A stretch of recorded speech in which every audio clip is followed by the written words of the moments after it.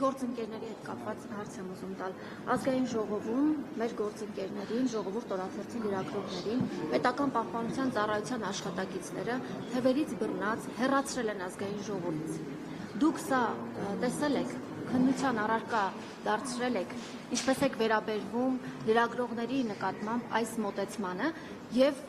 կրկին Նարեկ Սամսոնյանի հետ կապված։ Նարեկ Սամսոնյանը եւ Վազգեն Սաղաթելյանը նստած են բառի համար, այսինքն արտահայտություն, որը իշխանությունը համարում է հայհոյանք, եւ եթե դիցուկ դրանք հայհոյանքներ են, ապա քաղաքացուն լրագրողի հայհոյելու համար այդքան ամիս կալանքի տակ են պահում։ Հայհոյանքը ծանր հանցագործություն է, օրենքի շրջանակում է գործում։ Այդ գործը հիմա նույն ազգային ժողովի նախագահը քաղաքացու վրա թքում է, բայց պատասխանատվության չի ենթարկվում։ ԽՊ խմբակցության քարտուղարը սպառնում է քաղաքացու ականջները կտրել, բայց պատասխանատվության չի ենթարկվում։ Այստեղ շարքը կարելի է Տիկին Մանասյան շարունակել, բայց երբ որ ընդդիմադիր է, կալանավայրը պատրաստ է։ Հակոբ Սիմիդյանը մեկնաբանություն է գրում քաղաքացուն, չեմ ուզում, չեմ կարող իհարկե այդ մեկնաբանությունը ասել, որովհետև լայն բոլորդ էլ տեսել եք, դուք էլ կարդացել եք։ Ինչու Հակոբ Սիմիդյանը հիմա կալանավայրում չէ։ Խնդրում եմ հարցերը չմոռանալ, բոլորին անդրադառնալ։ Սկսեցի առաջին հարցից։ Սկսեցի։ Քարով պետք է կատվով Սկսեմ առաջին հարցից։ Սկսեմ ամենասկզբից, եթե խոսքը այս կոնկրետ գործին է վերաբերում, դատաքննության փուլում է գտնվում, հիմա ես կոնկրետ դրա վերաբերյալ չեմ խոսի, բայց խոսեմ այն խնդիրների մասին, որոնք այո, իրապես կան եւ որոնց մասին ճշմարտացիորեն նաեւ դուք եք բարձրաձայնում։ Ընդհանրապես ստանդարտների համաձայն խոսքի համար քրեական պատասխանատվությունը ամենածայրահեղ դեպքերում պետք է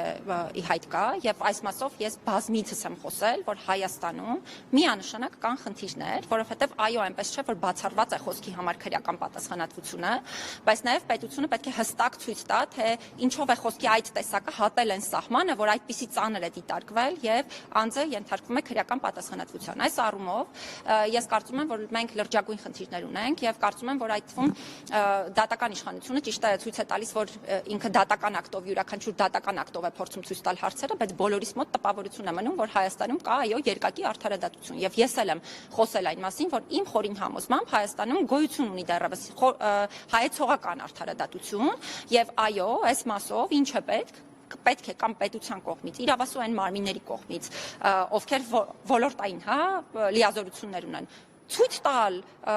թե այդ ինչով հատեց սահմանը, որ մենք էլ դա համարեցինք քրեական պատասխանատվության ենթակա եւ ինչու մյուս դեպքերում այդպես չէ, չափանիշը հստակ ցույց տալ, հակառակ պարագայում մենք կարող ենք գործ ունենալ կոլեկտիվ անպատասխանատվության հետ եւ սա նաեւ իմ պահանջն է, այո, բացառայել հայեցողական ստանդարտները եւ ցույց տալ այս չափանիշները, որովհետեւ նաեւ հանրային հաղորդակցության տեսանկյունից պարզ լինի։ Քննարկել եք Տիկին Վարդապետյան, ինչ օրինակ անես Սիմոնյանի դեպքում, կարծում եմ նաեւ հիմա բոլոր պաշտոնատար անձանց, կարծում եմ նաեւ հիմա էլ հրապարակային այս հարցերը բարձրաձայնում եւ այնպես չի, որ դա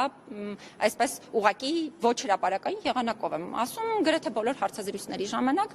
սրա վերաբերյալ խոսել եմ։ Ինչ վերաբերում է լրագրողների գործունեությանը, լրագրողական գործունեության երաշխիքներին, այստեղ էլ հստակ նշեմ, որ ազգային ժողովում հավատարմագրման հետ կապված հարցերը մենք դեռևս նախորդ տարվանից մեր տարեկան հաղորդման շրջանակներում ներկայացրել ենք, այդ թվում, եթե չեմ սխալվում, ձեր դեպքը նկարագրելով ու նաեւ հստակ միջազգային ստանդարտներ նշելով, բնականաբար այս տարվա դեպքի հետ կապված էլ այս պահին իհարկե փորձում ենք հստակ իրավիճակը նաև բացի դիմողի կողմից ներկայացված փաստարկներից նաև պետական մարմնի պարզաբանումների համատեքստում քննարկել, բայց անկեղծ պիտի լինեմ, այստեղ մի այլ հարցադրման կուզենամ անդրադառնալ, իրականում շատ կարևոր է, որպեսզի այդ կառուցողական երկխոսությունը ձևավորվի լրագրողների եւ պետական իշխանության մարմինների պաշտոնատար անձանց միջև, որովհետեւ իրապես բացի այդ գրված փաստաթղթերից կամ բացի այդ պահին, միգուցե նույնիսկ իրավաչափ եղանակով ինչ որ կանոն կիրառելուց շատ կարևոր է, որպեսզի նաև նրանք միմյանց հետ կարողանան այդ սահմանները, էթիկական ստանդարտները եւ այլն գծել եւ կառուցողական լինել այս բոլոր հարցերում ու եթե դեմ չեք ավարտենք այս պահին քննարկումը Եպիսկոպոս Սարոյանը պաշտոնանկ է արվել լրագրողների հետ Լեա ջան հարցի քննարկելի վերջում մեր գործընկերների վերաբերող հարցի ես ասացի պատասխանը մարդու իրավունքների պաշտպան կգտնեք որևէ էթիկայի խախտում իմ եւ Սոնա Գրիգորյանի վարքագծում, որ մենք խախտել ենք այդ էթիկայի կանոնը եւ ընդհանրապես փորձել ենք պարոն Կոջարյանին հարց տալ եւ հայտնվել ենք դրսում, ես պատրաստ եմ անգամ քրեական պատասխանատվության։ Եթե դուք մի կարիք չկա քրեական պատասխանատվության ենթարկվել քննարժան, նախ ես համակարգային խնդիրների մասին խոսեցի, կարծում եմ մեր բոլորիս տեսանկյունից թե իմ թե ձեր շատ կարևոր է, որպեսզի մենք ոչ միայն մեր հետ կապված հարցերը, չէ, քննարկման առարկա դարձնենք, այլ ընդհանուր հարցեր, որովհետև օրինակ եթե մեր հետ կապված հարցերը կարևոր լինեին, հիմա այստեղ ես պետք է գայի ամբողջ օրը նստեի, սկսեի խոսել այն մասին, թե օրինակ այս պահին հացադուլի մեջ գտնվող անձի ընտանիքի անդամը ինչ հայհոյանքներ է իմ հետ կապված հրապարակային դրել, իմ աշխատակիցների հետ կապված ինչեր են ասել եւ այլն, բայց սրան չեմ անդրադառնում, որովհետեւ ինձ համար ոչ թե այս պահին մեր անհատական հարցերն են կարևոր, այլ համակարգային։ Հիմա այդ հարցին էլ ձեզանից էլ ունենք մեծ սպասելիքներ, բոլորս, ձեզանից էլ բոլորս ունենք մեծ սպասելիքներ, բնականաբար, եւ սպասելիքներ ունենալը չի ենթադրում, որ պետք է բոլորս նստենք եւ օրենք խախտենք։ Հիմա կներեք, ես իշխանության ներկայացուցիչ չեմ, ես պետական սահմանադրական պաշտոնատար անձ եմ, անկախ պաշտոնատար անձ եմ, ընդ որում, որի գործունեությանը ոչ միայն չի կարելի միջամտել, որը նաեւ ապաքաղաքական է։ Հիմա լրագրողների հետ կապված քննարժան, ես բնականաբար ինձ թույլ չէի տա էթիկական որևէ հարցի վերաբերյալ ձեր կոնկրետ դեպքի մասով խոսել, պատասխանը համակարգային էր, բայց քանի որ հիմա շտապում եմ ձեր վերջին հարցը փորձեմ լսել եւ Եպիսկոպոս Տարոյանը պաշտոնանկ է արվել եւ դեռևս չի վերականգնվել իր թեմակալ պաշտոնում, սկսել է ճնշումներ բանեցնել քահանաների ուղղությամբ, բազմաթիվ հրապարակումներից հետո ինչու քրեական գործ չհարուցվեց, իշխանահաջող գործողություններ է կատարում միգուցե եւ ինչ իրավունքով է միջամտում ձեր կուսակից կամ քաղաքական ուժի ներկայացուցիչ Վեդու համայնքապետը, վերջով վարչական աշխատողներ են եղել